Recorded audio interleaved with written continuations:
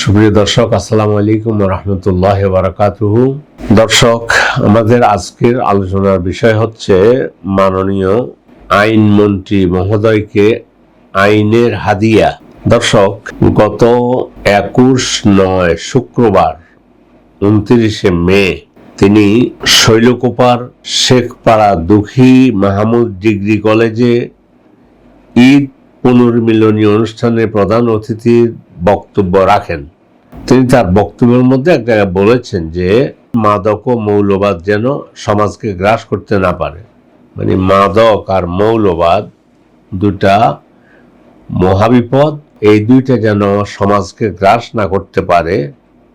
বাংলাদেশের মুসলমানদেরকে, আলেমদেরকে, মুফাসসির, মুহাদ্দিস, ধর্মীয় দলগুলো, এই ধরনের লোককে তিনি সম্বোধন করে মৌলবাদ বলেছেন।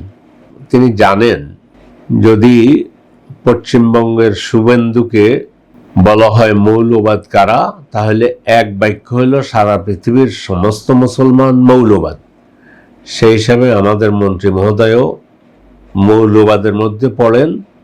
দর্শক, আমাদের মন্ত্রী মহোদয় তিনি মৌলবাদকে মদের সাথে তুলনা করেছেন। এটা নতুন কিছু নয়। কার্ল মার্কস তার এ contribution to the critic of Hegel's philosophy of write a বইটা লিখেছেন 1844 সালে। এই গ্রন্থের ভূমিকায় ধর্ম সম্পর্কে উক্তিটি লিখেছেন। সেখানে তিনি বলেন, it is the opium of the people. ধর্ম হলো জনগণের আপিম, মদ। মানে যারা ধর্মে বিশ্বাস করে, এই ধর্মের বিশ্বাসটা তাদের মদের মতো নেশা। দর্শক, এরপর আমরা চলে যাচ্ছি মৌলবাদ আসলে কাকে বলে। সাইফ বিসিএস একাডেমিস পোস্ট 26 আগস্ট 2025 একটা আর্টিকেল নাম দিয়েছে মৌলবাদী মানে মৌলিক নীতি বা ভিত্তির অনুসারী। মৌলবাদকে ফান্ডামেন্টালিজম বলে, আরবিতে বলা হয় আল উসুলিয়া। মৌলবাদ হলো কোনো ধর্ম, আদর্শ বা রাজনৈতিক মতবাদের আদি এবং মূল নীতিগুলোর আক্ষরিক ও কঠোর অনুসরণ। মৌলবাদ শব্দটি উৎপত্ত মূল থেকে। ইসলাম ধর্মের মূল দুটি জিনিস, কোরআন এবং আল হাদিস। এই দুইটি রাসূলুল্লাহ সাল্লাল্লাহু আলাইহি সাল্লাম একটা হাদিসে বলছেন, তারাকতু ফীকুম আমরাইনি লান তাদিল্লু মা তামাসসাকতুম বিহিমা কিতাবাল্লাহি ওয়া সুন্নতি। আমি তোমাদের কাছে দুটো জিনিস ছেড়ে যাচ্ছি, এই দুটোকে যদি মজবুতভাবে আঁকড়ে ধরো তাহলে তোমরা পথভ্রষ্ট হবে না। ফলে প্রত্যেক মুসলিমের উচিত কোরআন এবং সুন্নাহকে আঁকড়ে ধরা। এবার কে মৌলবাদ বলল বা কি বলল সেটা পরের বিষয়, কিন্তু আমাদের এটা ইমানি দায়িত্ব হলো কোরআন সুন্নাহকে মজবুতভাবে ধারণ করা। তারপরে লেখক বলতেছেন, এর মানে হলো মৌলবাদী শব্দটা কোনো নেগেটিভ শব্দ নয়, বরং এর সাথে ইমানের প্রশ্ন জড়িত। কেউ যদি কাউকে মৌলবাদী বলে গালি দেয় তাহলে তার ইমান থাকবে না। সে যদি তওবা না করে তাহলে সে কাফের হয়ে মারা যাবে। তার জানাজার নামাজ পড়ে কোনো ফায়দা হবে না। ইসলামী মৌলবাদী বলে গালি দেয়া মানে স্বয়ং আল্লাহ তার রাসূলের অপমান করা। আপনার কাছে মৌলবাদ যদি গালি হয়, আপনার কাছে ইসলাম মানেই যদি মৌলবাদী হয়, আপনার কাছে বাংলাদেশে আলেম সমাজ যদি মৌলবাদী হয়, এদেশের ইসলাম শাসন কায়েমের জন্য প্রচেষ্টাকারীরা যদি মৌলবাদী হয়, আপনার কাছে ইসলামের দাওয়াত দেয়া যদি মৌলবাদী হয়, দাড়ি টুপি পাঞ্জাবি পরা লোকদের যদি মৌলবাদী মনে হয়, তাহলে আমিও মৌলবাদী। কারণ আমি আমার অন্তরে আল্লাহ তার রাসূলকে লালন করি, কোরআন ও হাদিসের মাধ্যমে তা বাস্তবায়ন করি এবং কোরআন হাদিস দ্বারা রাষ্ট্র পরিচালনার চেষ্টা করাও ইমানের অবিচ্ছেদ্য অংশ। দর্শক, এরপরে যাচ্ছি বহির্বিশ্বের বড় বড় স্কলাররা মৌলবাদ সম্পর্কে কিছু কথা বলেছেন।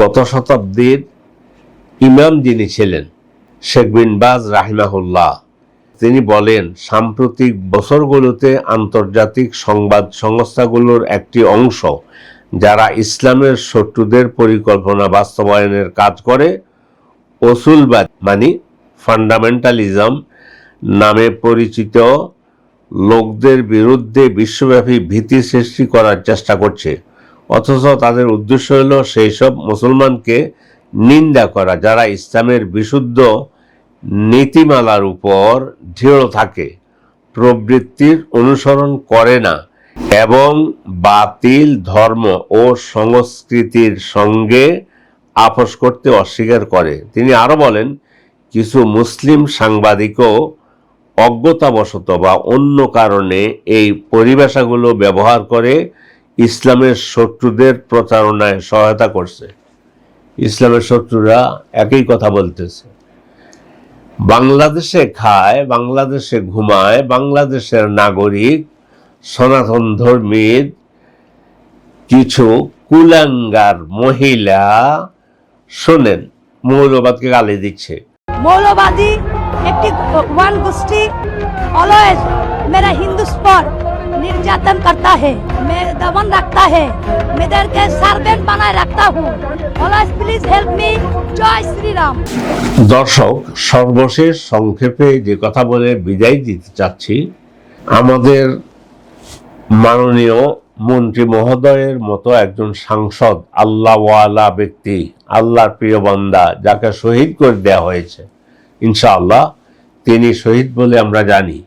তো উনি মৌলবাদ বলতে কাকে বোঝায় উনি একটা কথা বলেছেন, শুনেন ওনার কণ্ঠেই মৌলবাদ তারা কাকে বলে এবং তিনি মৌলবাদীদের শেষ পরিণতি সম্পর্কে একটু কথা বলেছেন।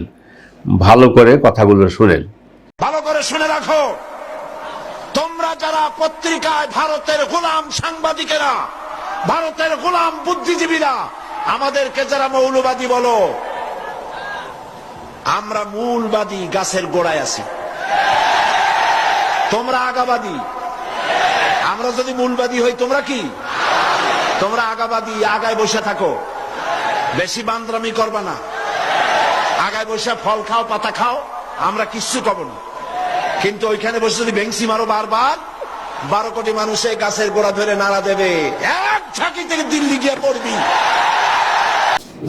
দর্শক ওনার কথাগুলো শুনলেন, তারপর আমি আবার বলে দিচ্ছি। তিনি বলছেন, আমরা যদি মৌলবাদী বা গোড়াবাদী হই তাহলে আপনারা গাছের আগায় অবস্থান করছেন আর আমরা গোড়ায় আছি, অর্থাৎ আমরা ইসলামের মূল বা শিকড়ে বিশ্বাসী।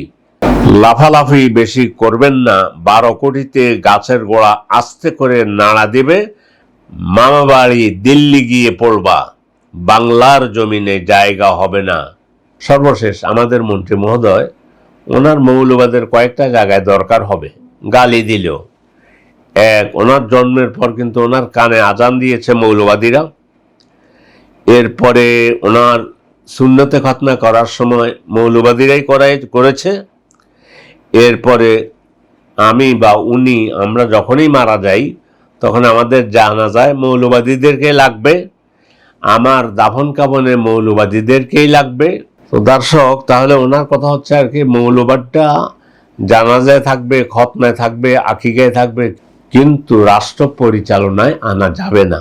এই জন্য উনি মৌলবাদকে তিনি মদের সাথে তুলনা করেছেন। আল্লাহর কসম, আপনি মুসলমানের গণ্ডির ভিতরে থাকবে কিনা, আপনি পৃথিবীর সবচেয়ে বড় বড় আলেমদেরকে বলতে পারেন, জিজ্ঞাসা করতে পারেন, প্রশ্ন করতে পারেন যে মৌলবাদ আর মদ দুইটা যেন সমাজকে গ্রাস করতে না পারে। আমি এই বাক্যটা বলেছিলাম। দর্শক, আমাদের মাননীয় মন্ত্রী মহোদয়কে, আইনমন্ত্রীকে ইসলামী আইনের এই হাদিয়া উপহার দিয়ে আজকের মতো বিদায় নিচ্ছি। আল্লাহ সবাইকে ভালো রাখুন, সুস্থ রাখুন। ওয়াসসালামু আলাইকুম ওয়া রাহমাতুল্লাহি ওয়া বারাকাতুহু।